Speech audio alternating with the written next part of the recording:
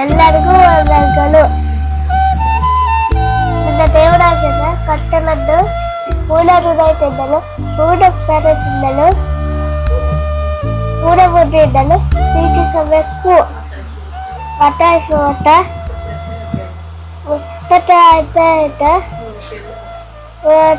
ಅಕ್ಷರ ಹೋಗುವನು ದೇವರ ಸಮೀಪಕ್ಕೆ ಬಂದಿರಿ, ಆಗ ಆತನು ನಿಮ್ಮ ಸಮೀಪಕ್ಕೆ ಬರುವನು. ಎಲ್ಲರಿಗೂ ವಂದನೆಗಳು. The angel said, "You have the son. The son name is Jesus." Luke 1:31. He will be called Emmanuel, by means God is with us. John 10:14.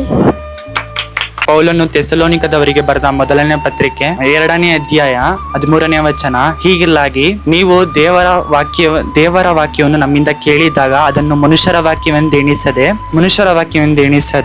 ದೇವರ ವಾಕ್ಯವೆಂದು ತಿಳಿದು ಅಂಗೀಕರಿಸಿದ್ದಕ್ಕಾಗಿ ನಾವಂತೂ ಎಡಬಿಡದೆ ದೇವರಿಗೆ ಕೃತಜ್ಞ ಸ್ತುತಿ ಮಾಡುತ್ತೇವೆ. ಅದನ್ನು ನಿಜವಾಗಿ ದೇವರ ವಾಕ್ಯವೇ.